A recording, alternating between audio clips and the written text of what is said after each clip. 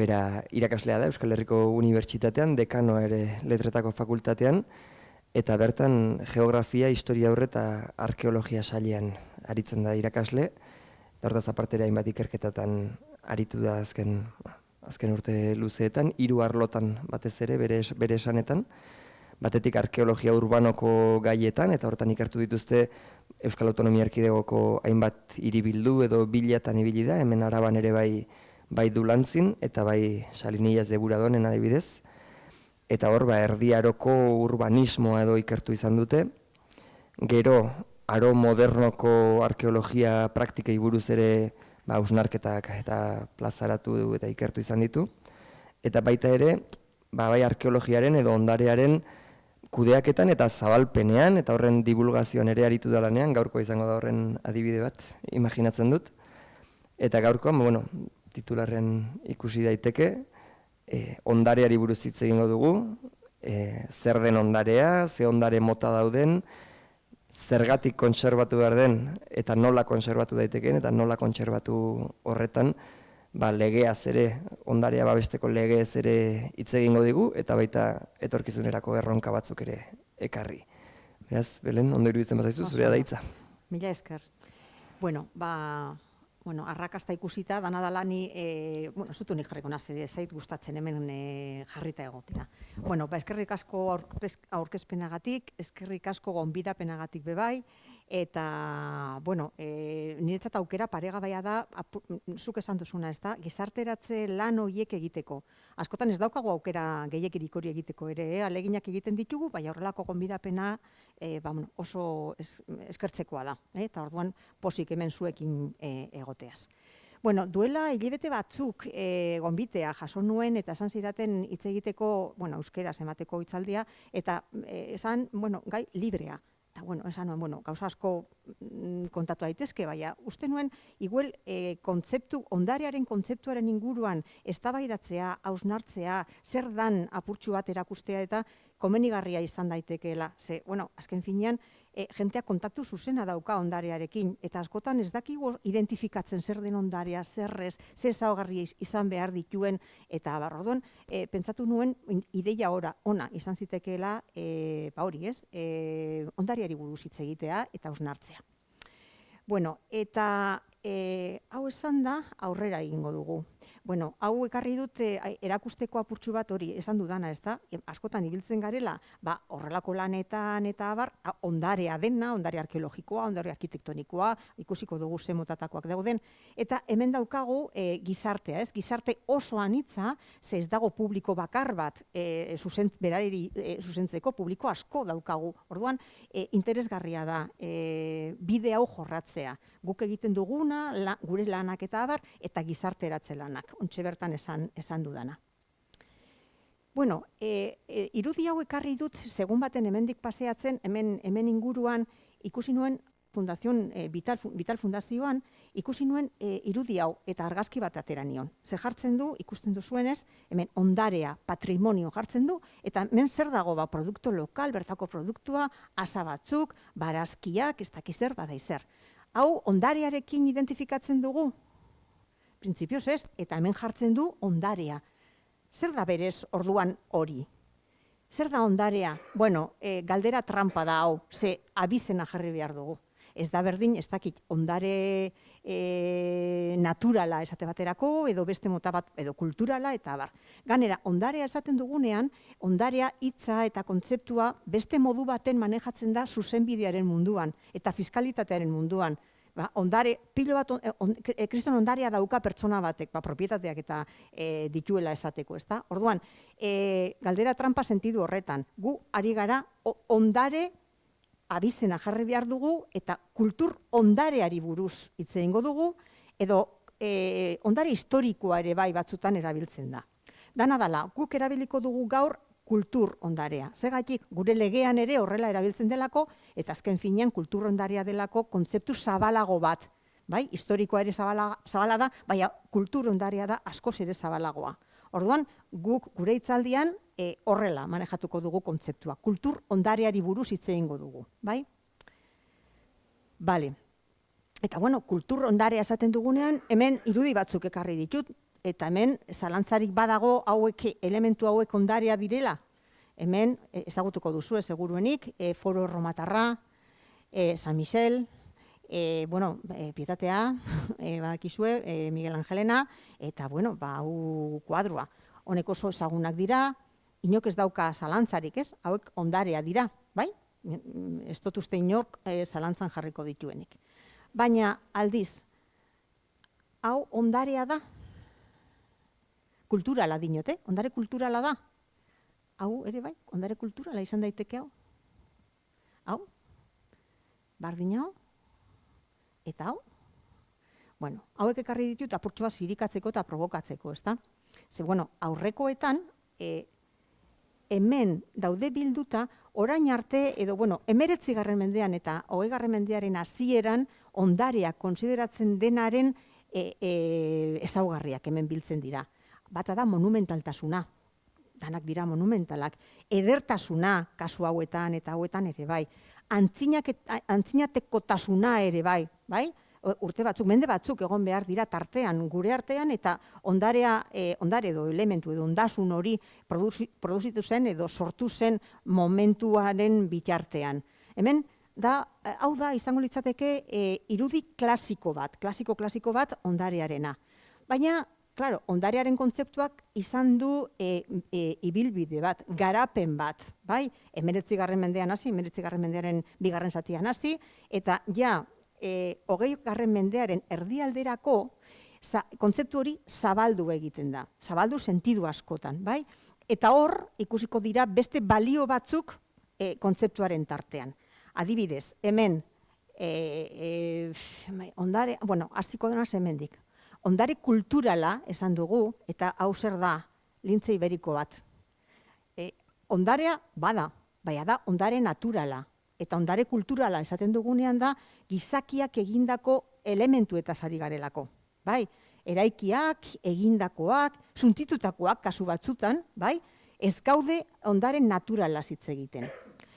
Beste gauza bat, esango didazue, eta hau orduan, hau ondare naturala da, ez da, zelan dinozu hau ondare kulturala dela. Claro, guk askotan pentsatzen dugu gure basoak eta sortu direla horrela, modu natural, komila artean batean.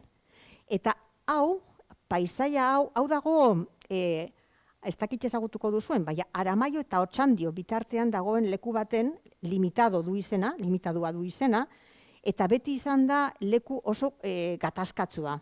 15. mendean hasita, hasi ziren, Aramaiokoa da, eta beraz, Arabakoa, edo Otxandiokoa eta bar. Baina asuntua dala paisaia erabat antropizatua. Zer esan nahi dut honekin? Hemen gizakiak sartu duela eskua, baina desente. Zer ikusten dugu hemen? Ikusten ditugu arbolak, ikusten duzue lerroetan jarrita. Hauek ordenatuta daude. Ez daude horrela atera direlako. Norbaitek sartu egin ditu eta apropos, logikoa denez, bai? Eta horretaz aparte, hemen ikusten ditugu arbola hauek, ikusten dituzue ebakita, bai? Claro, horri deitzen zaio dokumentuetan ere agertzen da, esaten da arboles trasmotxos, bai? Eta da, arbolak ebakitzeko teknika bat, eta segun ze egur mota nahi duzun lortu, arbolak mozten dira modu baten edo beste baten. Eta orain horrela ikusita jakin dezakegu zertarako nahi zituzten arbola hauek. Honek esan nahi du, hau kudeatuta dagoela. Aldez aurretik ikusita zer nahi den. Hemen urte asko daude aurre ikusita, horrelako piezak eta ateratzeko. Claro, askotan behar dira pieza bereziak baiguel itsasontzietan jartzeko pieza kurboak behar dira. Horretarako arbolak aurre ikusi egin behar da, horrelako piezak behar ditugula. Urteak aurretik, bai? Beste batzutan behar dira, igual, mastilak eta egiteko. Beste batzutan egurra sortzeko gehiago etxeetan erabiltzeko, edo burdinoletan erabiltzeko, gero ikatza egin eta gero, ezta? Bueno, orduan, arbola hauek daude erabat antropizatuta. Hemen, gizakiaren eskua egonda etengabe, sartu zirenetik momentuan. Eta dana, ikusten duzuena, antolatuta. Gero, hemen begiratzen badugu apurtxo bat hobeto, ikusiko dugu ez direla bakarrik arbolak eta multzo hori. Hemen, egurrikatza egiteko txondorrak egon ziren eta markak geratzen dira, beste leku baten begiratzen badugu, bideak egon daitezke, egur horiek eta ateratzeko modu eroso baten, eta abar, esan nahi dut paisaia, gure paisai guztiak daude antropizatuta, beraz, ondarearen zatia dira, ondare kulturalaren zatia dira. Hemen gauza asko dago ikusteko, bai? Historikoki sortu delako horrelako espazio bat, bai? Gero, hau adibidez, fabrika zahar bat, ez? Orain, fabrika zahar bat. Nire amamak esaten zuen, gu amamak bizi ginen, eta amamak esaten zuen horrelako gauzak ikusita Durangaldean, eta hori hobeto bota, eta etxe barrizekin eta kabo, hori zikinkeriz bete, eta zertarako da hori. Claro, hemen balio batzuk daude, gero ikusiko dugu hori balioena, baina, orain hau ez genduke egingo, horrek bota eta etxe barrizek, eta beste momentu baten gauz. Baina esan nahi dut, ondarearen kontzeptuaren barruan, badaudela balio batzuk ere aldakorrak direnak, eta denporarekin batera aldatu egiten direnak, bai? Eta, hemen ikusten dugu, gizon bat, hemen, almazen moduko baten, zeramikekin, eta bar. Horre ikusten da ondarearen zeo zer? Bai, bale, posten naz, zer ikusten da? Eta gizon horren lana zeitzen zu, ez dakit zertarako izango ziren, baina zerbe gordeko zuten horrez? Bai, jatekoa gordetzeko edo seguru izango direla. Bale, hemen gero atzera ikusiko duzu irudi hau, eta hau da ondare etnologikoa. Ondare etnologikoaren adibide bat izango litzateke hau. Gero ikusiko dugu, bai aurreratu egingo dizuet. Ondare etnologikoa da, ondare esango genuke popularra edo, bai? Oraindik bizirik dagoena normalean, bai? Aldatzen dago baita, baina, hemen ditugu, eta, artisau lanak eta horrelako gauzak horren zatia dira, bai? Etnologikoarena. Asuntoa da, horrelako ondarea askotan nahiko arriskuan egoten dela. Segatik, ikusten badugu aurretik ikusi ditugun elementu monumentalak ez ditugu suntzituko, baina hauek ez dira baloratzen. Ez dira baloratzen. Orduan, suntzitzen dana ere, pasatzen da kontzientzia hartu barik horretaz. Orduan, kontu zibiltzeko modukoa da. Horretaz hitz egingo dugu gero be bai, baina hau izango litzateke. Eta hau, ondarea da, hauek dira Kadizeko inauteriak. Ondarea da... Inmateriala deitzen den hori? Bai, jauna, horixe, inmateriala deitzen dena. Inmateriala da, materiala ez dena, baina dira ohiturak, izen leike hizkuntza bat, izen leike errezeta bat, egiteko moduak dira. Bai, ez horren emaitza, baizik, eta egiteko modu horiek, adibidez, kanpaiak. Kanpaien soinua hori ere ondare inmateriala da. Eta, ez dakit, esanguraz, kriston karga dauka esangurari dagokionez. Ze, orain denpora gutxira arte, jentea komunikatu egiten zen soinu horren bitartez. Eta jakin zitekeen, ez dakit, edo zute bat zegoen ez dakit nun, edo norbait hildan, eta hildoko hori emakumea edo gizonezkoa zan, edo arrisku bat datorrela ez dakit nundik, guzti hori kanpaien soinuaren bidez egiten zen eta ailegatzen zen, komunikatzeko modu bat zen, azken finean. Orduan, klaro, horrelako gauzak ere ondarea dira, nola ez. Kanpaia bera, materiala, baina soinu hori ere bai, materiala ez dena, baina hor dagoena, bai? Guzti honetaz hitzengo dugu apurtxu bat. Orduan, adibide hauek ikusi eta apurtxu bat oran provokatzaileak edo, zer da orduan, edo ze osagarri izan behar du elementu batek, ondasun batek, ondare konsideratzeko. Hemen daukago kultura ondarea, eta lehenengoko asunto bat da, biziraule bat dala, ondare hori, edo elementu hori, edo ondasun hori. Zer esan nahi dut? Gure gana heldu bada, pasatu da filtro askot. Imaginatu, hor ikusi dugun baso hori. Igual hor 300 urte, 400 urteko arbolak egon dira. Orduan, bitarte guzti horretan pasatu dira gauza asko. Zuntziketak batzuk nahita eginda, beste batzuk basute bat izan leikena. Gauza asko gertatzen dira bitarte horietan, bai? Sentidu horretan, ailegatzen zaiguna, zati minimo bat da. iragan horretatik datozen elementu horiek dira egondakoaren zati txikitsu bat. Sentidu horretan bizirauleak direla elementu horiek ere kontutan hartu behar dugu. Gero, hobeto zaintzeko bebai, ez? Superviviente modukoak guregan ailegatu dira gauza asko pasata gero. Bale? Gero, hemen iraganetik datorren elementuak dira, iragan hori izan daiteke iragan, ez dakit tapuerka, imaginatu, baina iragan hurbiletik datozen elementuak ere badira eta konsidera daitezke, segaitik ez ondarea. Lehen ikusi dugu 19. mendeko kontzeptuan zelan antzinekotasuna ere garrantzitsua zen elementu bat, hori ondarea konsideratzeko. Hori apurtu eginda. Eta bilakaera honetan ikusi da, eta horrela tratatzen da, iragan hurbiletik datozen elementuak ere ondarea izan daitezkeela, segaitik ez fabrika zar hori, gizonaren almazen hori. Hori ere ondarea da, eta begien aurrean daukagun gauza bat da. Bai? Eta hori ere garrantzitsua da, iraganetik dator eta transmititu nahi dugu, bai, etorkizunera, hortik dator titulua ere bai, iraganeko gauza batekin gauz, eskuartean iraganeko elementu hori daukagu, gaur egun hemen gaude, bai, eta arduradunak gara guzti horretan, bai, eta gure helburua da guzti hori, garrantzitsua dela esatea, eta ganera datozen belaunaldiek ere ezagutzea dela gure helburua. Ezin direla momentu honetan gure eskuartean suntzitu edo desagertu. Pentsatzen dugu merezi dutela. Eta orduan, hortik dator iragana oraina eta etorkizunera begiratzea. Bai? Orduan transmititu nahi dugu etorkizunera begira. Eta hemen ikusi dugu kontzeptu aldakorra dala aurreratu dut, eta esan dut balioak. Eta nire amamaren balioak eta nireak erabat ezberdinak dira. Eta hori zorionez aldatzen joan da. Eta zabaldu egin dugu apurtxu bat, zabaldu ditugu begiak bebai apurtxu bat, ez? Guzti honera. Orduan, gure balioek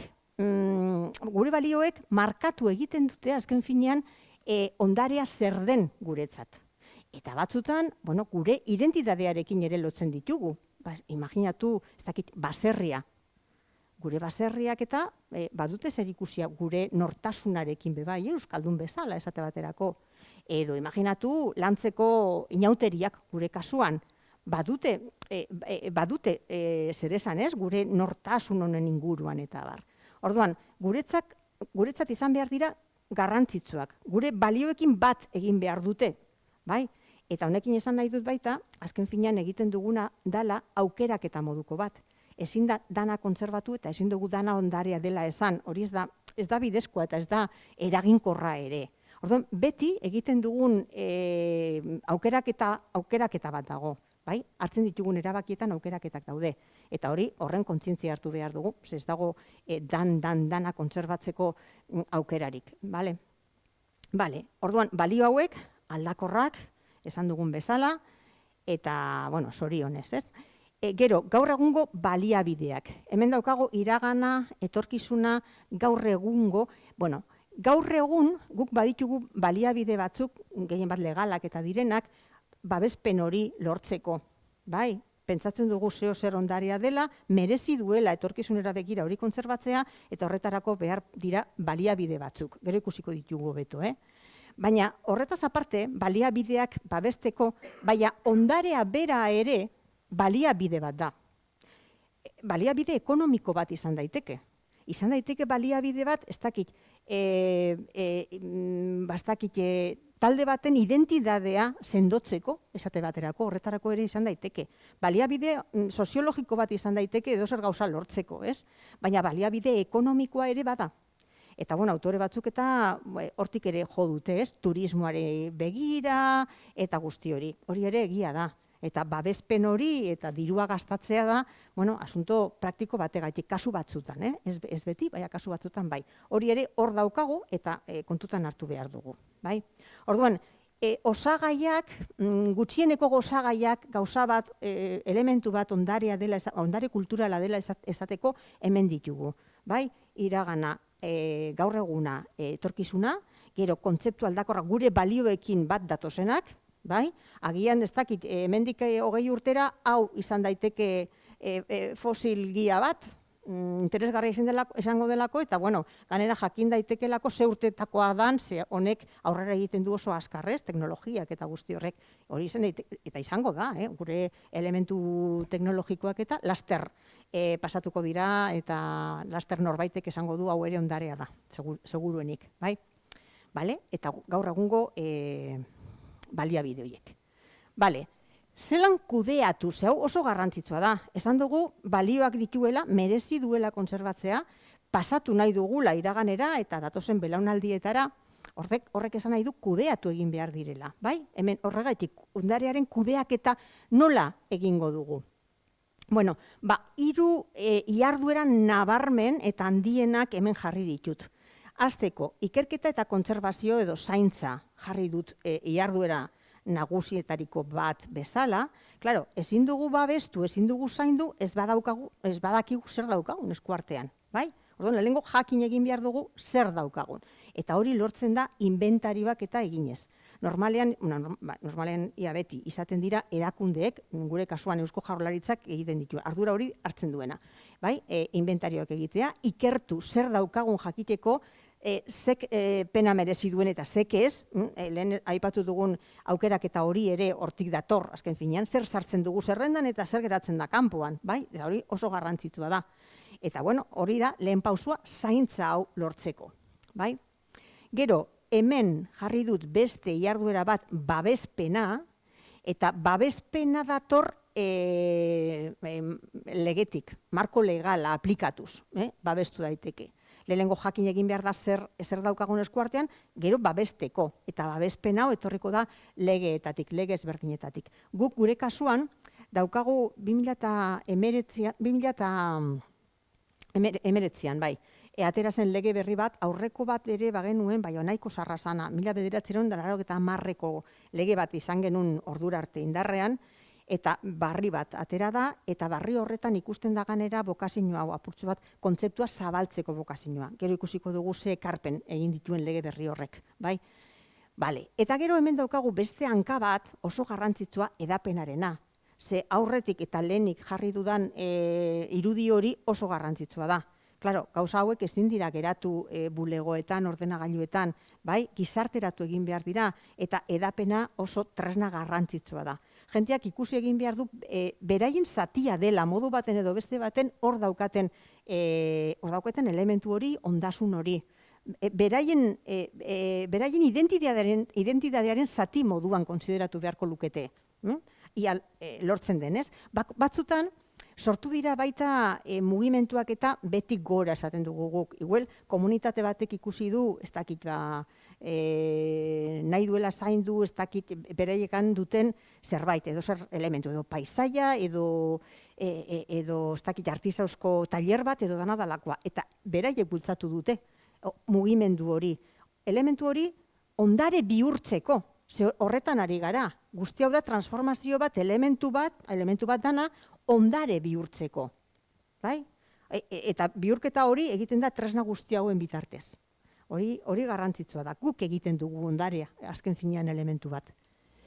Bale, eta apurtxo bat gehiago garatuz, hemen esan dugu lehen zatia zela ezagutu eta kontserbatu, inventarioak eta ikerketak, jakin egin behar da, ze ezaugarri dituzten, zeran dauden kontserbatuta, non dauden kokatuta, ze kontestutan agertzen diren, eta abar.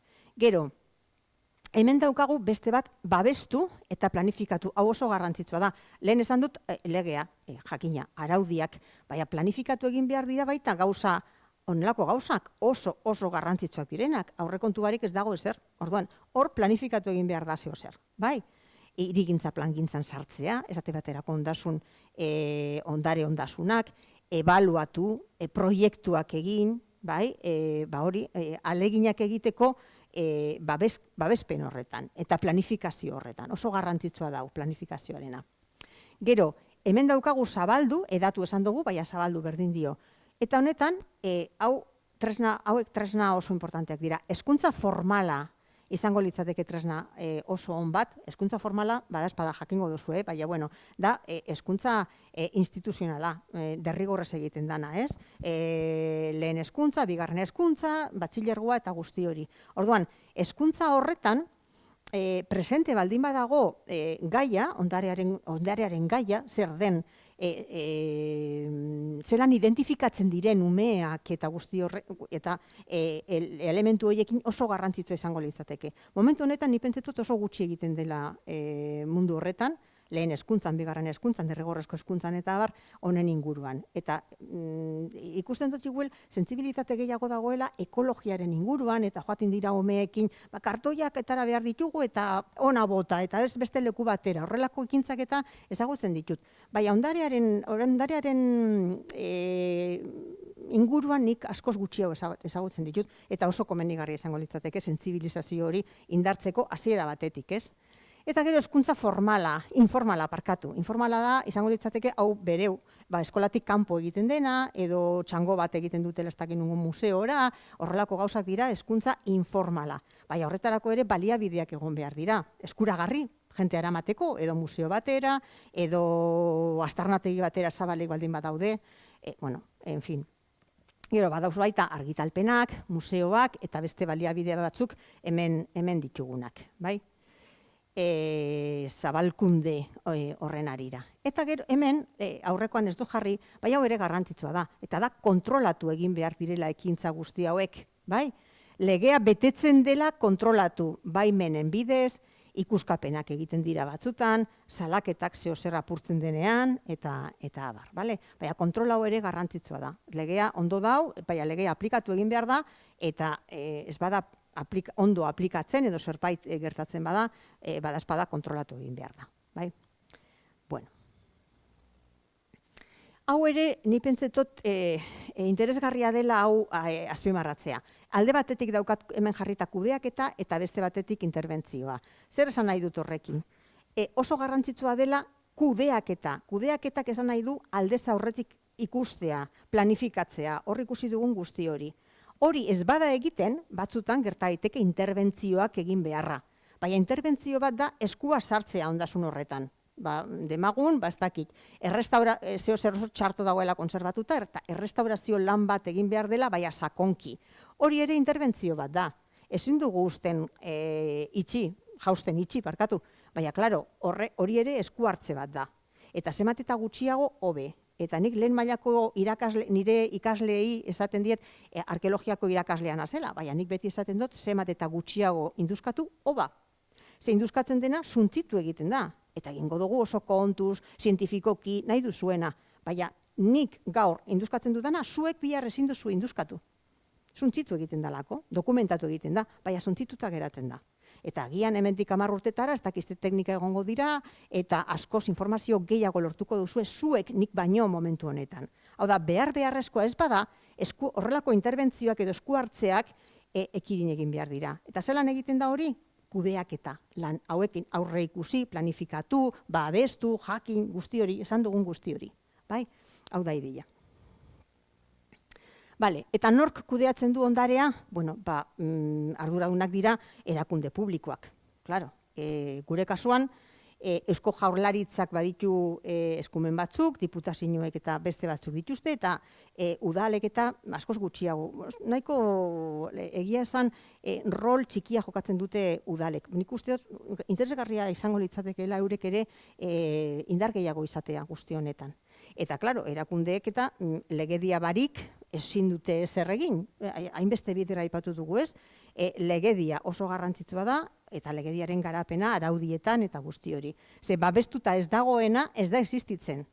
Eta ez da existitzen eta suntzitu egin daiteke eta edozer gauza egin daiteke elementu baten edo ondasun baten. Bale. Eta zein da jentearen rola guzti honetan, erakundeetan jarri dugu pisu gehiena, eta horrela jokatzen dute, baina, bueno, gizarteak eta badu bere rola, bai? Batzutan elkarteak eta pisu handia izaten dute, oso aktiboak izaten dira. Ezagutzen dut, esate baterako bat, etxanon, ez dakit ezagutzen duzuen, Zornotzan, etxano da, barrio moduko bat, eta, bueno, han elkarte oso potente bat dago, beraien ondarearen inguruan eta lan egiten dutenak, eta indartu bultzatu egiten dutenak, ez? elkarte potente bat. Hori, hezkuntza lehen esan duguna oso garrantzitsua baita, hasiera batetik sentsibilizazio hori lortzeko, eta elkarlana danen artean, elkarteak, erakundeak, unibertsitatea, ikerlariok guztiok, ez? Elkarlan hau ere oso garrantzitsua da. Bale. Eta kultur ondarea esan dugu ja, lur hartu dugu, eta honen barruan ere mota ezberdinak daude. Eta lehen kategoria nagusia hau izaten da normalean. Bibliografia guztian hasten dira honekin. Izan daitezke, higigarriak, higiezinak eta inmateriala daukagu hor. Higigarriak, badakizue zer diren, leku batetik bestera eraman daitezkeenak, ez? Kuadru bat izan daiteke, edozein elementu leku batetik bestera eramatzen dena, hori da higigarria. Artelan asko dira higigarriak, bai? Gero, higiezinak ere hemen baditugu, horiek daude lurrean sartuta esango genuke, ez? Eta esango didazu, igual kasu batzutan, eraman dituzte elementu batzuk leku batetik bestera, zenbakiak jarri blokeetan eta eraman dituzte beste leku batera. Hori da, azken finean, ondasun hori suntzitzea. Ze ez dauka higiezinetan, ez dira beraiek bakarrik higiezinak. Kontestu baten zatia dira, azken finean, paisai baten zatia dira.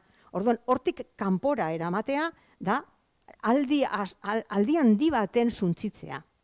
Nik ikusi dut Durangon bizinaz eta joaten az txakurrarekin hor pasiatzen eta ikusten naben beti baserri bat. Baserri bat eta zegoen, pabilloi industrial handi batzun ondoan. Orduan, ikusi nuen zelan hasi ziren markatzen eta harri blokeak eta guzti hori, eta desmontatzen eta guzti hori, eta eraman dute, ez dakit, 100 metrotara ez da izango, gutxiago. Montatu dute berriz, partzialki materialak eta erabili dituzte, baina, zertarako eginda hori? Zertarako eginda hori? Zeberak aurreko lekuan, nahiz eta hurbil egon, zeuzkan bere hortuak, bere espazioa, ez? Eta eraman dute beste leku batera, eta lehen egondan espazioan egin dute zer? Parkin bat. Parkin baia txikia ganera, ulertezina da, horrelako gauzak ulertezinak dira. Eta higiezinak izan behar dira higiezinak, eta listo, beraien kontestuaren zatia direlako. Bestela, galdu egiten dituzte lehen aipatu ditugun balioak. Eta gero, inmateriala, lehen aipatu dugu eta aurreratu dugu, ez? Materialak ez direnak, ezin dira ikutu, baina hor daude. Eta beste gauza bat, bizirik daude. Inmaterialak denak bizirik daude. Bestela ez ziren ailegatuko gugana. Besteetan, egon daiteke bitarte bat, ez? Lehen esan dugun bezala. Baina inmaterialak bizirik daude, tradizioak, ez dakit, kontuak, hizkuntzak, ohiturak, errezetak, ez dakit, egiteko moduak dira azken finean, eta horren produktuak bebai. Hori da. Eta, oso interesgarria da, inmaterialena. Gero, aipatuko ditugu apurtxu bat hobeto. Eta hemen, zailkapena egiteko eta buruan apurtxua zailkatuta eukiteko esango dudana, hemen daukago, iraganetik datozen eta babestu nahi ditugun ondasunen multzoa, da kultur ondarea, edo ondare historikoa alde batetik daukagu, eta bestea da ondare naturala hemen daukaguna, elintzea hemen egongo litzateke.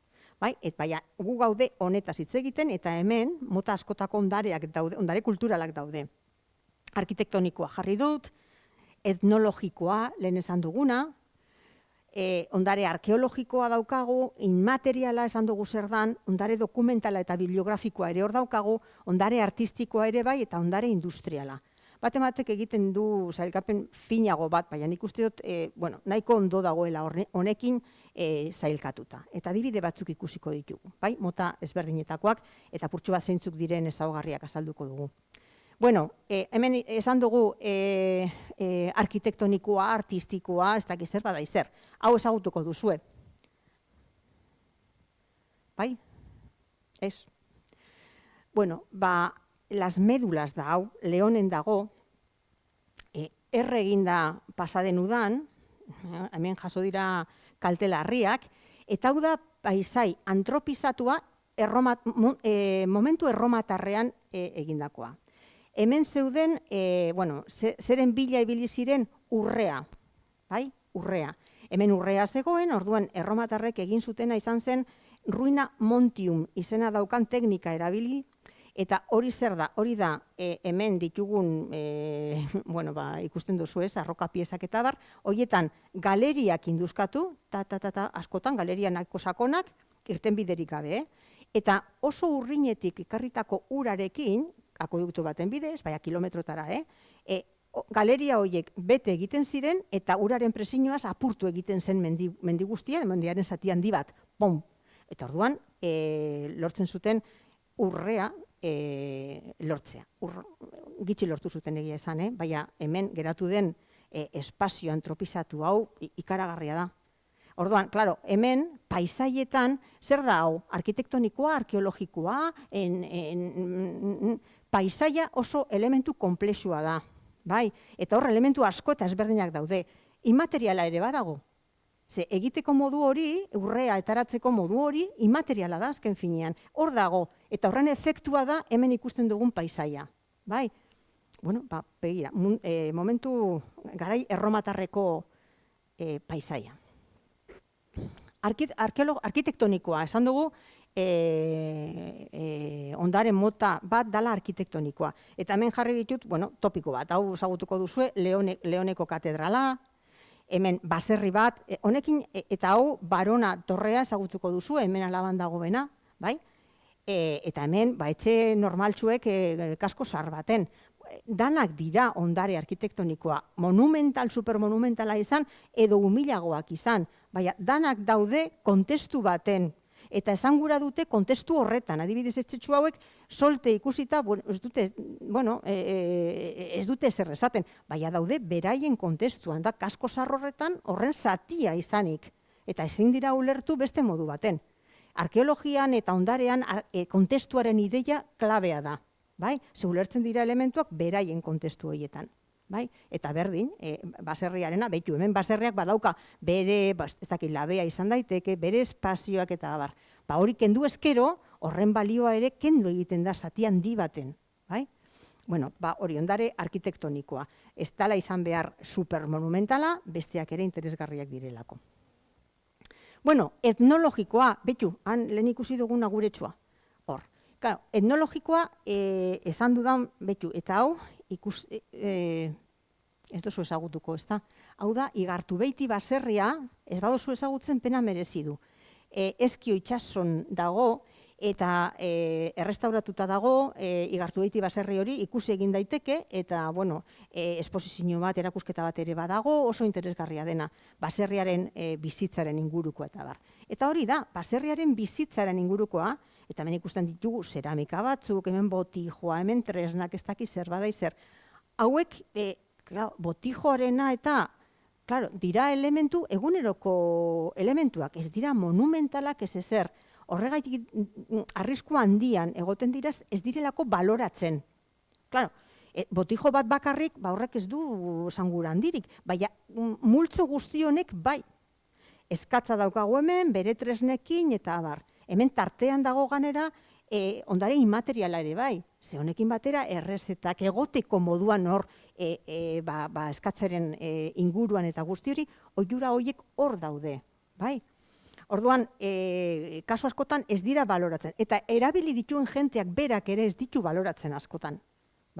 Zelan esango diozu ez dakit pertsona bati, baserriko pertsona bati, uretan joan dana, ez dakit nora, nongo iturrira oinez, eta ez dakit zer badaizer, berak eramaten zuen kantaro hori edo ondarea dela. Edo iturria ere ondarea dela.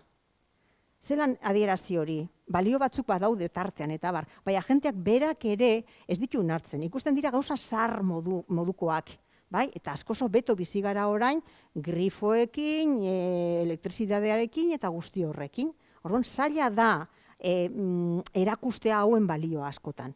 Badinot, hauek erabilitako, elementu hauek erabilitako pertsonek beraiek ere askotan ez dutela ikusten balio hori. Traste zar moduan ikusten dira, botatzeko modukoak edo baliogabekoak.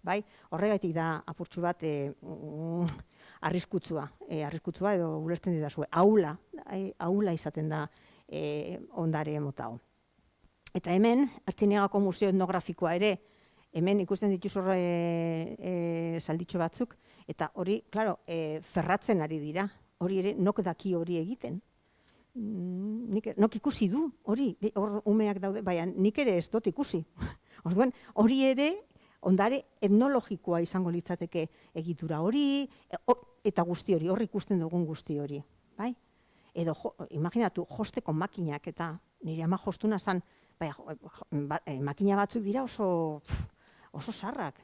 Orduan, hori zelan erakutsi, hori ere ondarea dela, eta gure historiaren zatia dela, eta kulturaren zatia dela. Hori zaila da, baina alegindu egin behar gara. Bale. Bai. Bueno, ondare arkeologikoa.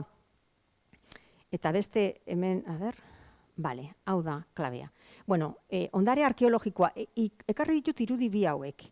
Eta ideia da adieraztea, arkeologia, ondare arkeologikoa ez dela, bueno, jakingo du, parkatu edazu, igual izango naz oso, en fin, basikoa, baina, ez dela gauzak bilatzea. Ez da gauzak bilatzea. Gure lana izaten da estratigrafia, hemen daukaguna, estratigrafia eraikitzea, eta garrantzitsuak dira elementuak, hauek kontestua kontsideraturik, esan nahi dut, objektuak eta ez dira aurkitzen eta hartzen horrela, besterik gabe. Gure lana da, beraien pakete estratigrafikoetan berreskuratzea, jakinda nundik datozen. Bestela, hemen ere balio guztia galtzen dute. Ez da gauzak aurkitzea, baizik eta estratigrafia eraikitzea. Eta estratigrafiaren barruan, hor jakingo dugu, elementuak nundik datozen, edo hemendik, edo dana da. Bai? Eta hemen irudi hau ekarri dut niretzat esanguratsua delako. Hau da Durangon egindako indusketa bat, eta prebentzio arkeologiaren barruan egindakoa. Zer esangurot horrekin? Bueno, indarrean zegoen legeak, hau egin genuen bitartean, albideratzen zuen, eta hori eginda askotan, obra bat egin aurretik, hau da, suntzitzailea den obra bat egin aurretik indusketa arkeologiko bat egitea. Eta hemen ikusten da zelan, obra zelan datorren, apurtxo bat, ia jan egiten duela indusketa bera hor egiten ari garena, oraindik amaitu barik, eta hemen elementu asko ikusten dira. Hemen, hau da, Eliza zahar baten horma, hemen ikusten dira lurperak eta batzuk oraindik induskatzeko falta direnak, hemen ikusten da, hau da, eta hemen, hau da, kanpaia egiteko molde bat, hau da, labea, hemen urtzeko, brontzea eta gero ona pasatzeko, moldera pasatzeko. Gauza asko ikusten dira hemen. Ze hiribilduak eta izaten dira leku konplexuak induskatzeko. Eta estratigrafia konplexua izaten dute. Gauza asko dituzu leku txiki baten, bai? Eta jakin egin behar da. Eta hori egiten da estratigrafiaren bitartez, bai? Eta bueno, hau ekarri dut, eta lehen esan dizu edana, induskatzen dana suntzitu egiten da. Eta geratzen da kontserbatuta, bai, dokumentazioaren bitartez, baina alba da hori saiestu, hobeto. Eta hemen ekarri dut bitan, hemen daukagu, San Roman de Tobillas da hau, Valdegobian dagoena, eta, bueno, hau klasifikatuta zegoen ermita erromaniko bezala, bai? Bueno, hemen errestauratu egin zuten, eta errestaurazioa egin aurretik, egin zen irakurketa estratigrafiko bat. Azken finean, hemen aplikatutakoa, estratuen inguruan eta abar, hemen aplikatzen dira arkitekturan. Eta kontsideratzen dira, esango genuke, kapa moduan, hemen koloreetan ditugunak, dira kapa modukoak, bai? Orduan, konsideratzen da eraikina bera, fase askotatik sortutako elementu bat bezala. Ez da erromanikoa, bakarrik, hori ez sinestu sekula, nok sinestu leike, 12. mendetik ona ez dala horrezer pasatu. Ez sinestu sekula, hemen pasatu dira gauza asko. Orduan, irakurketa estratigrafikoa eginda, edo arkeologikoa, hemen ikusi dugun bezala, hemen ikusi zan, hau alde gorria da, ez erromanikoa, aurre romanikoa adibidez. Bi fase aurre romanikoa aurkitu ziren, eta gero, hemen, bueno, aurkitu dira, bastakit 16. mendeko torrea, eta gauza asko hor sortuta.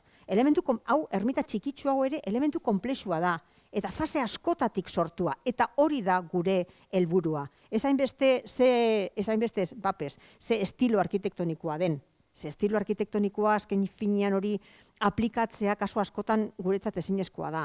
Eta konsideratzen ditugu eraikinak eta bar elementu bizi konplexu bezala, eta horregatik estratigrafiaren aplikazioa hormetan eta lurrazpian gure kasuan. Eta imateriala, hemen ikusi dugu, bez, gauza bat, bizirik daudela, bizirik geratzen diren ia bakarrak dira imaterialak, bai? Guregan ailegatu direlako, eta hemen daukagu bertsolaritza, hemen lantzeko inauteriak, dantzak, lehen aipatu ditugun kanpaiak, eta bar, hemen ditugunak, bai? Eta esaten joanaz, hori, bizirik ailegatu zitzaizkigula guri, eta horrek esan nahi du baita pasatu direla, hauek ere bai fase askotatik, garatzen joan direla, bai? Aldakorrak direla, azken finean, eta pentsatu, kontserbatu egin behar dira derrigorrez dauden moduan, ba, ezezko borobila, guk ezin ditugu fosilizatu, ulertu egin behar dira. Zelan babestu orduan horrelako ondare inmateriala? Ba, babesteko modu bakarra da dokumentatzea, bai? Teknika etnografikoen bidez, eta bar, bai? Baina hori, ikerketa hori da, funtsezko bidea hau honen berri izateko eta kontserbatzeko modu baten edo beste baten, bai? Eta beste gauza bat, ez dakit bada oso tradizio batzuk eta bar, tradizioak eta direnak, ez dakit nun, baina goratuko duzue. Kanpaitorre batetik hauntz bat botatzea, esate baterako, hori ondare materiala da, ohitura bat da, popularra, ez dakit zer bada izer. Baina prest gaude hori onartzeko, bai huelez, eta aldatu egin beharko da, eta hauntza bota beharrean, igual beste gauza bat bota beharko dute, edo gogoratzen duzue, Lekeitioko antzarrak bebai, horregatik aldatzen doaz. Gure balioak beste batzuk dira. Orduan, aldaketa hori ere ez dago txarto. Kontserbatzeko modu bat dira. Eta garapen hori bultzatzeko be bai. Bale. Bueno, ondare dokumentala eta bibliografikoa ere hor ditugu, bueno, artxiboetan eta daudenak, hemen liburutegi bat daukagu hemen oso hurbil, ez? Bueno, dokumentala da, bueno, artxibo eta artxibategietan eta egoten dana, eta bibliografikoa, badakizu liburuak eta argitalpenak, bai? Artistikoa hemen daukagu, artistikoa hemen Guardiako erretaula daukagu, eta hemen, bueno, kuadro bat. Bueno, artistikoen ariman zer dago, dago apurtxu bat, balore estetikoak izatea. Arkeologian berdin digu, zeramika oso polita den edo oso satarra den. Interesgarria da informazio ematen digulako. Baina kasu honetan, elementu artistiko hauetan, komponente estetiko hori da nagusia, ez? Eta hemen ditugu, hori, kuadro bat eta erretaula. Industriala, hau ere interesgarria da. Bai, hau, ez dakit ezagutuko duzuen, bai hau da, bueno, krater bat, nungoa zan la pasionaria? Gallartan, bai. Gallartan dagoen kriston kraterra, hortik zer ateratzen zen, hori, burdina. Eta zenbat lan egin diren horrela suntzitzeko paisaia, bueno, orain paisaiaren zati bat da, ez? Baina ikusten duzue, zelako zauria, ez? Hor bertan, zeozeren marka da. Eta hau da, la enkartada, txapelak eta egiten zituen zer bat, taller bat, fabrika bat, ez tallerra, fabrika, ezberdina dalako, bai? Elementu hauek ere daukate zerikusia iraultza industrialarekin. Hortik sortutako gizarte berri hori, balio berri horiek, konsumitzeko eta produzitzeko modu berri horiekin lotuta dago ondare industriala. Printzipioz, ez dakit burdinola bat, besterik gabe, 18. mendeko burdinola bat, elitzateke konsideratua izango ondare industriala, bai? Iraultza industrialetik aurrera sortutako elementuak eta izango lirateke ondare industrialaren zatiak, bai? Hauek ere, bueno, batzutan zailtasunak dituzte babesteko. Zegatik, bueno, batzutan zaila, nire amamaren kasuan moduan, zaila dalako fabrika zahar bat kontsideratzea zeozer baliozko moduan. Beste batzutan okupatzen dituzte lur batzuk hirien onduetan eta bar, eta oso golosoak dira lurroiek. Orduan, oso azkar botatzen dira, beste etxe batzuk bertan eiteko eta bar. Eta ganera, klaro, komponente estetikorik eta askotan ez dute. Oso espazio praktikoak dira, eraikin praktikoak eta abar, eta horrek ere modu baten edo beste baten kalte egin die kontserbazio falta horretan. Bai, bueno, berezia da ondare hau. Bueno, eta hemengo bat ekartzearren, azukarera, bai, hauetariko asko orain erabiltzen dira beste gauza batzutarako, eta bueno, kontserbatzeko modu on bat izaten da normalean, ez? Zaindu eskero zelan egin. Batzutan, askotan, ikusiko duzue, geratzen direla tximiniak, bai? Tximinia handiak, eta klaro, tximinia handiak geratzen dira gutxi okupatzen dutelako, asko ikusten direlako, eta ematen du zer kontserbatu dugula. Baina, zu pasatzen zara handik, ez zara ezertaz enteratzen. Ze fabrika muta egon da hemen, horretarako kontserbatzen dira gauzak, ez? Apurtxo bat, informazioa jasotzeko guk, eta askotan hori ikusiko dituzu askotan. Tximiniak,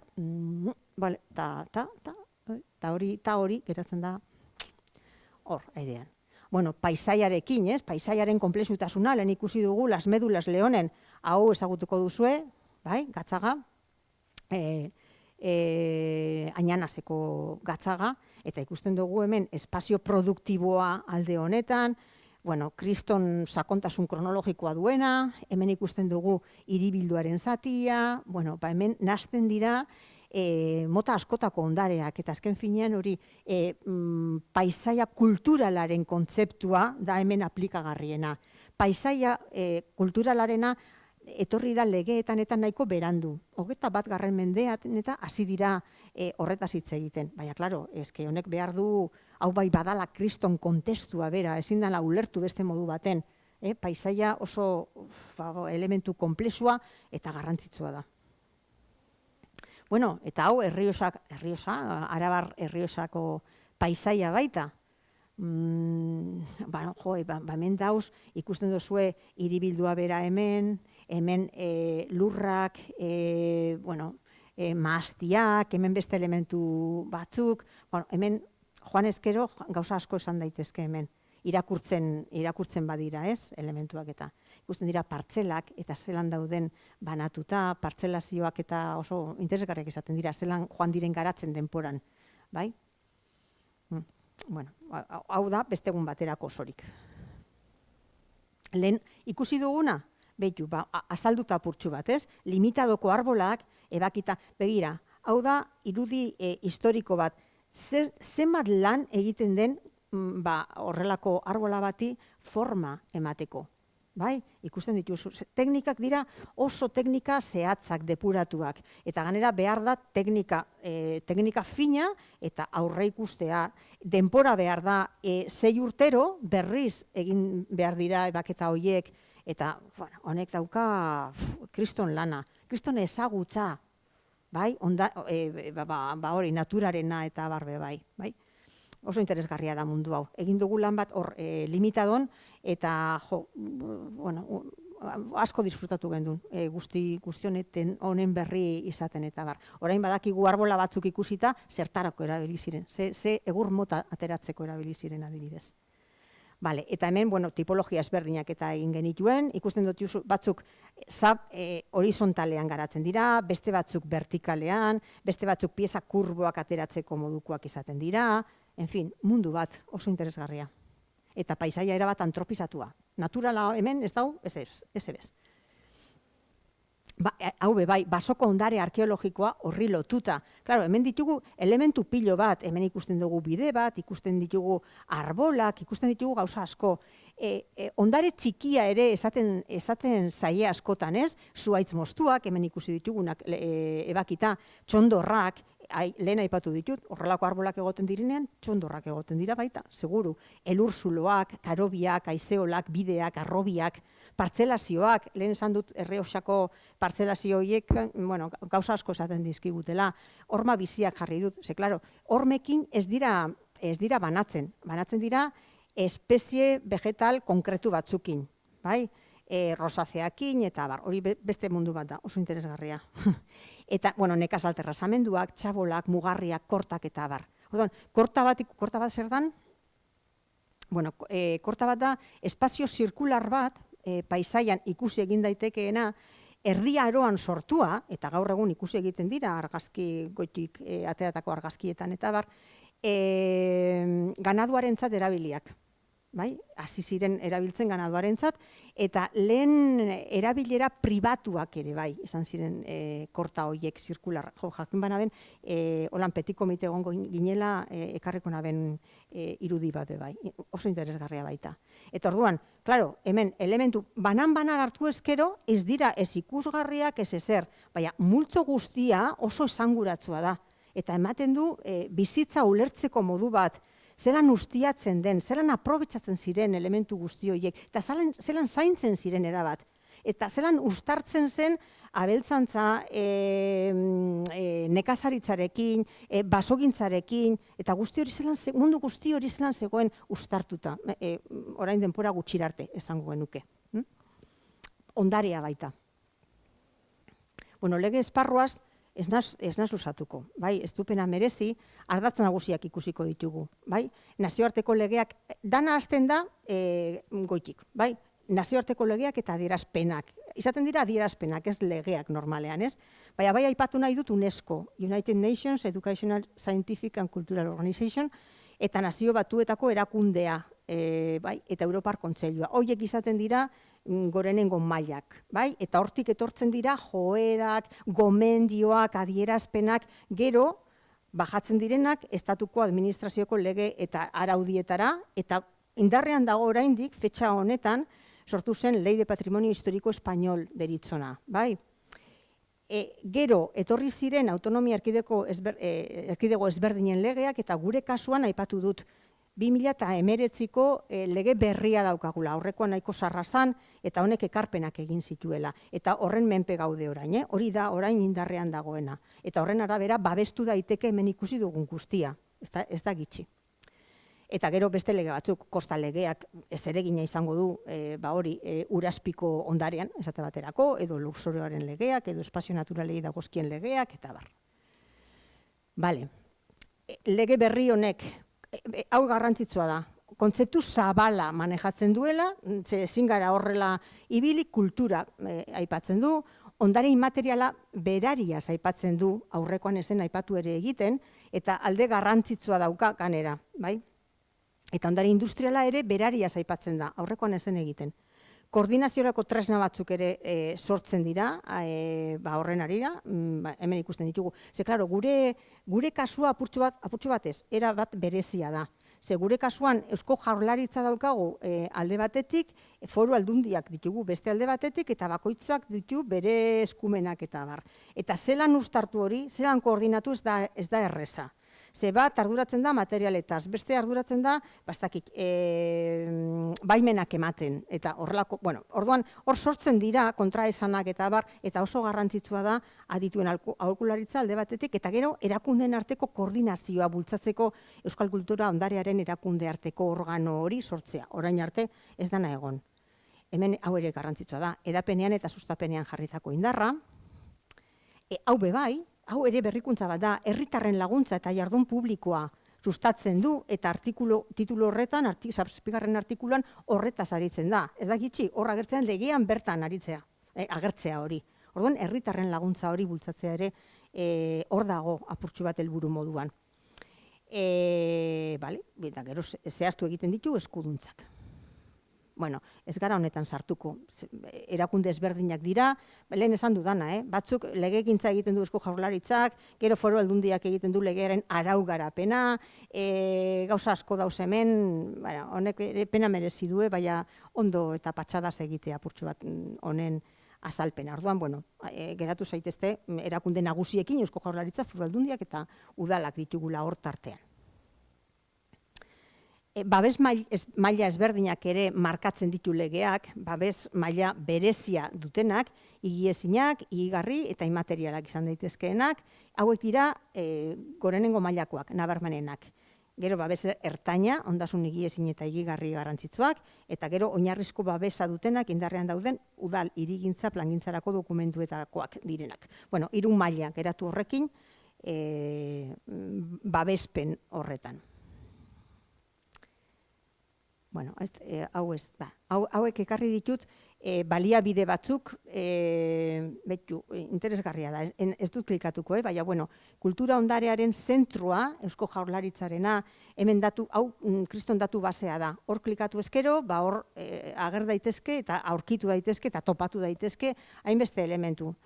Gauza askoren arabera, nun kokatzen direnaren arabera, ze babespen maila dutenen arabera, gauza asko. Hor enredatzea interesgarria da beti. Eta hau da legea bera. Ekarri dut linka, norbaitek nahi badu, hor klikatzeko eta legea irakurtzeko, edo satika lege guztia irakurtzea ulertzen dut ez. Bai, satika edo, kuriosidadea baldin baduzue, horixe.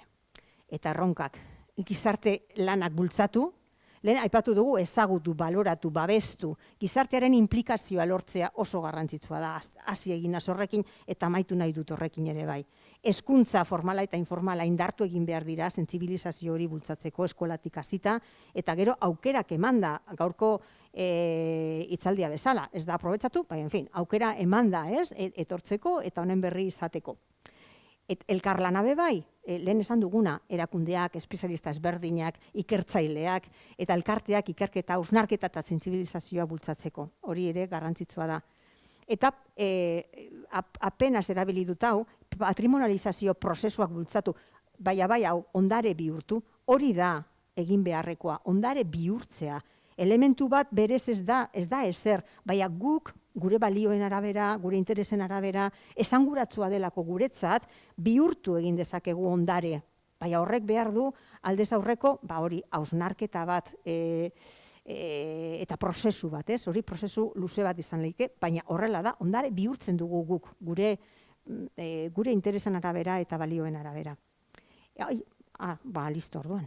Jazta, honekin, eskerrik asko, eta hori, erronkekin amaitzea zen nire helburua, eta eskerrik asko hemen egoteagatik. Eta galderak edo... Ez dakit, imaginatzen dut publikotik ez dela galderarik egongo, nik baditut batzuk prest, ez dakit egin nahi ditugun edo... Ez. Zer diozue? Ez egin, dino. Horlaxe? Egiteko barkatu, bale, zuk ez dagoa zela barkatu. Ez, nik galdetu nahi nizun, bai kontrolari begira edo baimenari begira, oraintxe esaten zenuenarekin, ez? Ondare bihurtzearekin nola zerbaitik garrantzia eman behar zaion, gorde nahi izateko eta ondare bihurtu nahi izateko, eta horri imaginatzen dut askotan sortuko direla talkak, ez? Baimena eman behar baldin baduzu, nonbait etxe bat egiteko, nola erabakitzen da, hor interes kontrajarriak imaginatzen dute egongo direla, ea zenbateraino bota nahi dugun, o mantendu nahi dugun lehendik zegoen baserria, edo zenbat interesatzen zaigun, bertan egin nahi dugun etxe berria. Dena ondare balitz, ezingo genuke zer egin gainean? Ez, jakina, horregatik esan dut, dana ezin dela babestu, ezin dugu dana fosilizatu, gauden moduan geratu, hori ezinezkoa da. Horregatik garrantzitsua da irizpide batzuk markatzea, bai? Eta hau bai, eta hau ez aukeraketak egin behar dira, bai ala bai. Eta, klaro, zelan egin hori egiten da inventarioen bitartez. Claro, zuk inventariatzen baduzu area bat, gune bat, elementu bat, hori babestuta dago legez. Orduan, zuk baserri bat edo etxe berri bat egin nahi baduzu, hor, baserri horren inguruan, babestuta dagoen baserri horren inguruan, egin beharko duzu aldez aurretik ikerketa bat. Horren balioa eta zein den adierazteko. Eta agian egin beharko duzu, indusketa bat, ikerketa estrategrafiko bat, dana dalakoa. Batzutan, baimena eman egiten da, ez dalako oso interesgarria, edo ez daukalako, mailak ikusi ditugu, ez da, babespen mailak. Maila bajuenak papereta asko dauka desagertzeko. Besteak esain beste, baina bajuenak bai. Orduan, segun ze babes mailan dagoen elementu hori, horren arabera, al izango duzu egin, etxe berria, edo ez. Edo, baserri bat baldin badaukazu, eta bera badago babestuta, seguruenik markatu egingo dizkizute pauta batzuk. Zer kontserbatu, zer ez, norarte egin, norarte ez. Hor, imaginatzen dut, zagit interes, inkluso politikoak ere daitezkelatzen, edo kulturalak zerri garrantzia, etorri zait burura Iruñeko Plaza del Castilloko parkina nola egin zuten. Bai. Hor, lehentasun kontua da. Claro, bai. Bueno, batzutan gertatzen dira horrelakoa, bai. Salbuespenak direla pentsatu nahi nuke, bai, hori izan zen kriston eskandalua egia esan. Horin pentsetot esala gertatuko, orain. Espero. Eta gero, galdetu nahi nizun ere, zure iritzia emateatik, ez dut uste iritzi honik edukiko duzunik, aipatu duzunagatik, baina igiezinekin eta nola mugitu izan diren eta British Museum, izango da agian adibide esanguratsuenetakoa, nola arpilatu duten mundu osoa eta horra ekarri? Horrela da, ez British Museum, Louvre bera, bardin. Zer dira horiek? Horiek dira museo erraldoiak 19. mendean sortutakoak, eta 19. mendean egon zen mugimendu antolatu bat, politikoki antolatu bat, materialak bilatzeko handik, hemendik eta handik, eta ona ekartzeko museo handi erraldoi horiek hemen egoteko eta janzteko, elikatzeko azken fina museo horiek. 19. mendeko joera bat da. Eta hemen ditugu mantendu egin dira. Oin badaude mugimenduak, Partenoneko frisoak eta eraman behar dira Atenasera, ganeran Atenasen orain egin dute kriston, zelen esaten zen, hobeto dauz hemen, Atenasen baino, hobeto zaintzen ditugu hemen, eta abar. Baina, klaro, orain Atenasen egin dute kriston museoa, Akropoliseko museo, ez dau aitzakirik sentidu horretan, eta ez beste askotan. Hori, hori 19. mendeko gauza bata, eta orain esplotatu egiten duguna, ze turismoa mugitzen du, eta guzti hori. Lehen ez dut esan, eskapatu egin zait, baina horra aipatu dugu ondare imateriala eta bar, eta badator lehen aipatu dugun kontzeptuaren zabaltze horretatik. Eta apurtxo bat horrek zabaldu egin du baita, zabaldu egin ditu gure begiak. Ze adibidez, Afrikako kulturetan, ez dau normalean guk ondare tradizional moduan ikusten duguna. Ez dauz kriston katedralak, ez dauz kriston eraikinak, ez dakiz zer badiz. Hango ondareak, horrelako lekuetako ondareak, askoz hobeto ajustatzen dira kontzeptu berri honi. Eta hor bai badaudela gauzak, kriston ondarea daukate. Bai, etnologikoaren barruan kristonak, eta imaterialaren barruan kristonak baita. Orduan, zabaltze horrek ekarri ditu ondorio oso positiboak. Beste leku batzutara begirak, eta zuk esan duzuna hori komponente kolonialista hori eta apurtzeko baita, eta begi kolonialista horiek apurtzeko baita, eta zabaltzeko beste mundu batzutana. Gero, kuriositatea sortu dit, nola aipatu zuen, bi aldiz aipatu duzu hitzaldian zehar, indusketak ez egitea hobe, eta ez dakit gero aipatu duzulako ere agian da etorkizunean teknika ezain inbasiboago batzuk etorriko direlako, baina berez ezagutzea hobe izango da, ez? Lurpean galduta edo aztuta gelditu baino? Beste gauza bat esango dizut. Badauz materialak museoetan, gure belaunaldiak eta beste 3-4 belaunaldik ikertzeko. Induzkatuta, itxaroten, kutxetan, hor daukago asko ezagutzeko. Orduan, hobeto horretara jo, ikerketa berriak eta egiteko, eta beste kasu batzutan hemen ikusi dugu, obra bat egin behar da, eta hori suntzitu egingo da. Bale, orduen arkeologikoki suntzituko dugu, komila artean, hori egin beharreko gauza bat da. Eta bestela, egin beharreko proiektuak izan beharko lirateke baliabide potenteekin, diru askorekin, ondo planifikatuta, eta bar. Baina, induzketatxu bat egitearren hau nien enau horren alde. Ez dago hainbesteko presarik eta ondo egitea. Hor dauz, kontserbatzeko modua da, hor eukitzea. Bestea, hor egoteko. Azkenekoz nahi nizun galdetu, aipatu dituzu legeak, eta nola 2019ko lege honek hobekuntza batzuk ekarri zituen kontzeptu aldetik, materiala sartu, kultura sartu eta ez dakit beste edo gabeziarik ikusten diozun gaur egungo legeari zertan hobetu ziteken, aipatu duzu zerbait agian udalek rol garrantzitsua eduki dezaketela, ez dakit horretan sakondu edo beste hobekuntzaren bat proposatuko zenuke? Hori, hain zuzen hori ikusten dut apurtxu bat, klaro, udalentzako eta ondare gauza hurbila da beraientzat. Orduan, zaintza euren eskuetan gehiago ustea edo ardura gehiago ustea beraietan nik uste dut garrantzitsua dela. Ze hurbiltasun hori esplotatu beharreko gauza bat da, nik uste. Norberaren gauzak zaindu egiten dira hobeto, beste batzuk, ikusten dituzun beste batzuk baino, ez?